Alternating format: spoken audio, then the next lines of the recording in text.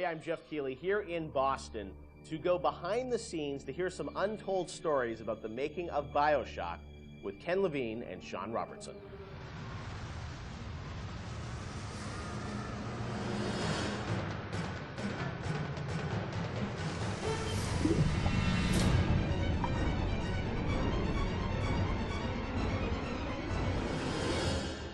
Let's talk a bit about the theme and setting of Bioshock, Rapture. I think a lot of people, when they played the game for the first time, Ken, they wondered, how did you even dream up this place?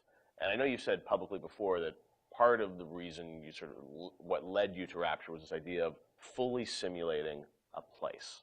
Tell us about that sort of idea and the frustrations you had with other games where you sort of hit a bound.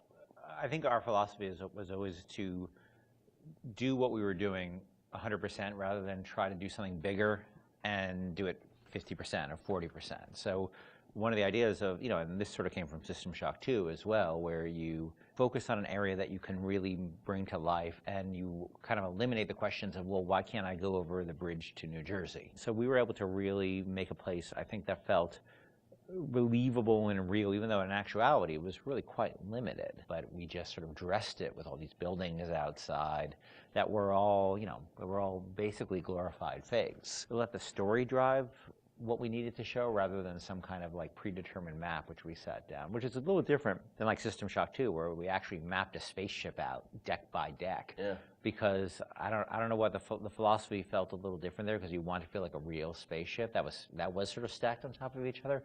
Rapture was free to sprawl across the ocean floor.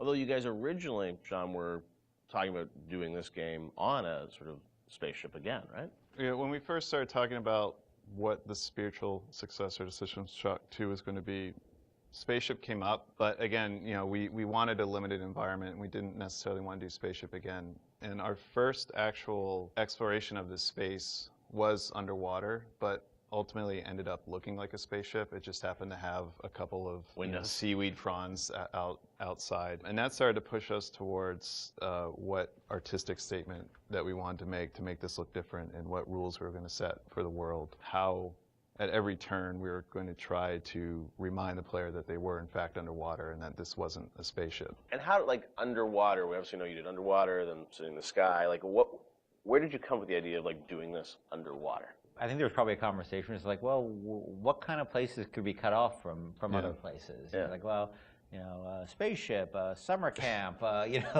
any island notion, right? Something that's cut off from the rest of the world. Yeah. So you never felt like you should be able to go over that bridge to New Jersey. I don't want to apply some deep and meaningful conversation. I think it was one of those ideas that you just kind of say, and then everybody's, that sounds cool. Let's try that. Let's go for it. And I think it lended itself to having very nice views out the window without having to build an insane amount of unique assets. Right. By today's standards, we still were a small team back then.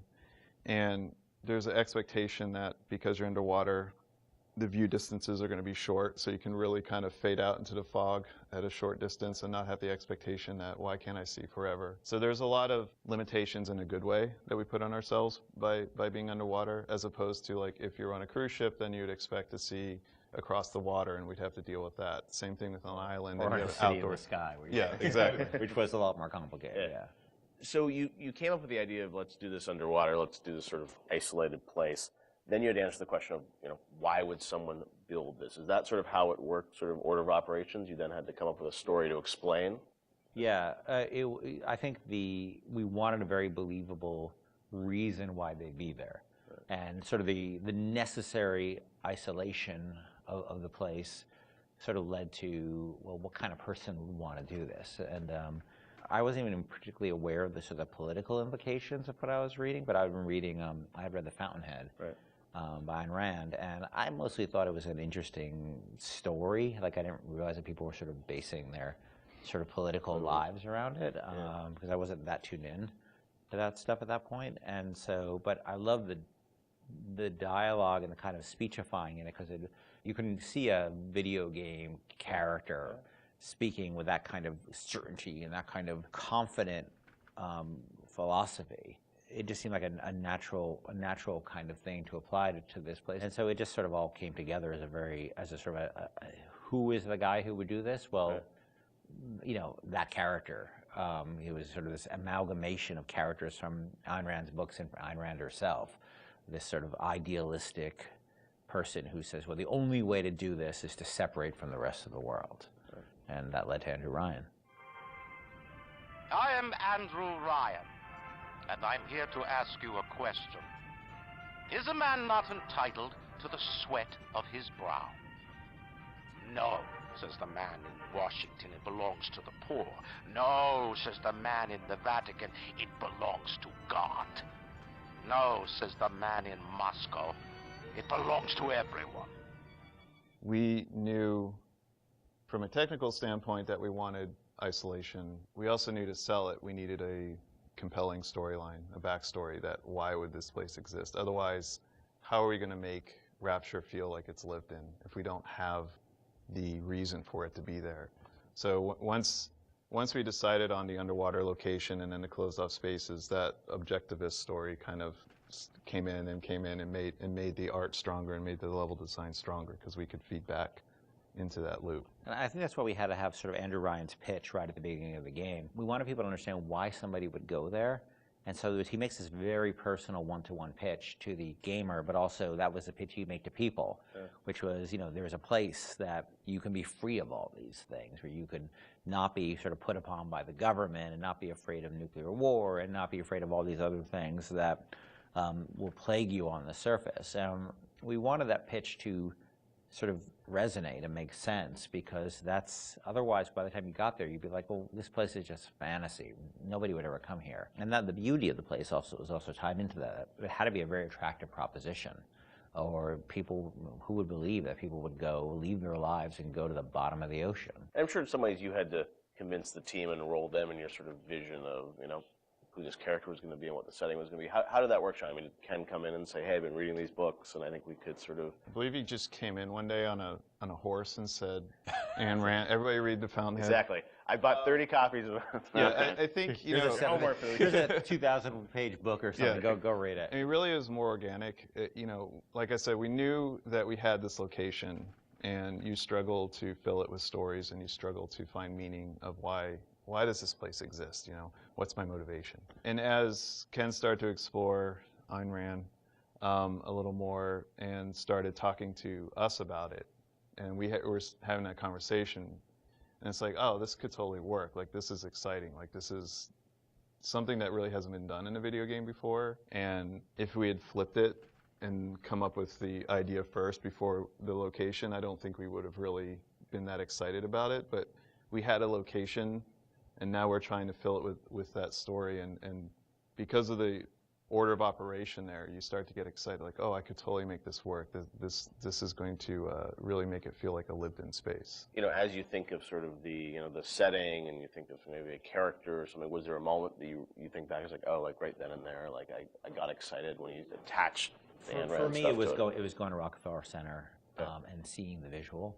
So I told this story before, but my wife and I were in New York, and we went to Rockefeller Center, which was, if you go to Rockefeller Center, it basically looks exactly like Rapture. It's because every building, you're sort of encircled. It's this block in New York, or a couple of blocks in New York, where Radio City Music Hall is, and where 30 Rockefeller Plazas, where you see that show 30 Rock, and the ice skating rink, and where they put the Christmas tree, and it's this very iconic location. But what's cool about it, it's all one, unlike the rest of the city. Everywhere you look, it's one architectural style. It's Art Deco. And it's very iconic Art Deco. And my wife and I were there, and we were sort of working on the game, and we didn't have a visual style. And all of a sudden, I started looking around, and I said, oh, this could be a visual for the game. Also, the geometry of it was actually quite conducive to making a video game, because it wasn't overly complicated geometry. Art Deco is quite bold and simple. Bold and geometric, and simple. And so my wife and I bought a couple of tourist cameras this was before iPhone cameras, exactly. Throwaway cameras, Yeah, throwaway cameras, those little Kodak things, and we just started photographing doorknobs and light fixtures, and just sort of developed the photos. Remember that? Brought them in and said, come to the office, here's a stack of stuff, here's a stack of photos. I'll see you guys in a couple of years. Go make this.